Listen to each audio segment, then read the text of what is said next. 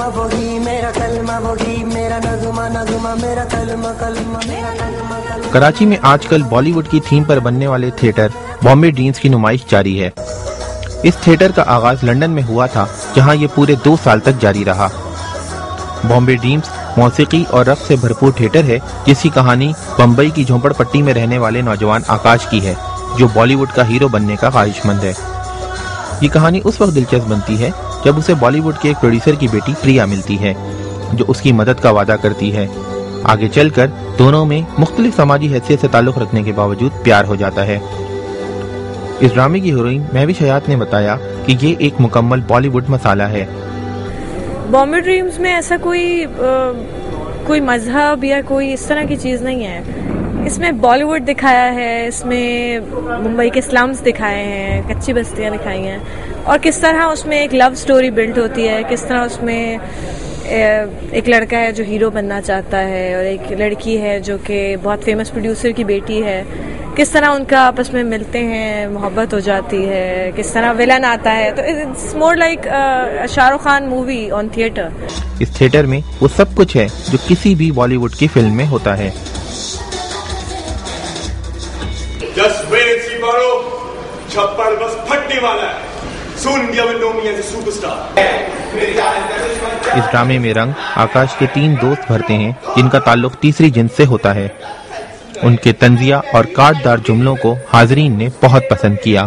Shanti, you are so right about one thing. He is so handsome, my Shahrukh, my Hrithik.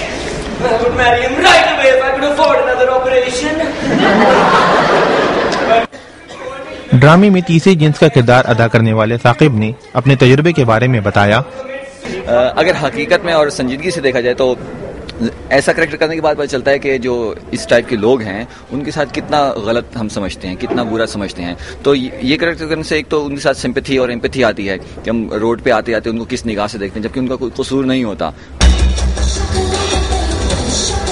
इस ड्रामे की मौसीकी A.R. Rahman ने तरतीब दी है, ताहम दीगर ममालिक के बरक्स इस ड्रामे में लाइव म्यूजिक के बजाय साउंड रिकॉर्डिंग के जरिए म्यूजिक चलाया गया। उसकी वजह इस ड्रामे के डायरेक्टर शाह शराबील ने ये बताई।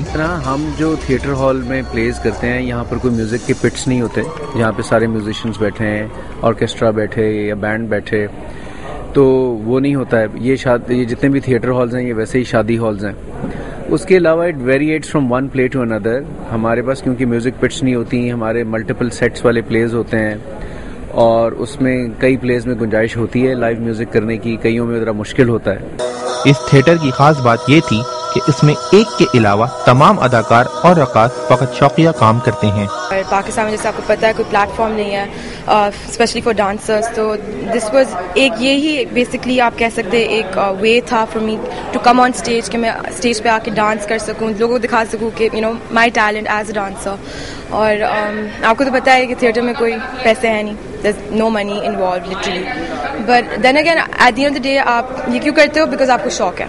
पाकिस्तान जैसे माशरे में जहां आम तासुर ये है कि ये एक भारत मुखालिफ मुल्क है, वहां भारत के एक शहर की सकाफत पर मबनी थिएटर पेश करने की क्या जरूरत महसूस हुई?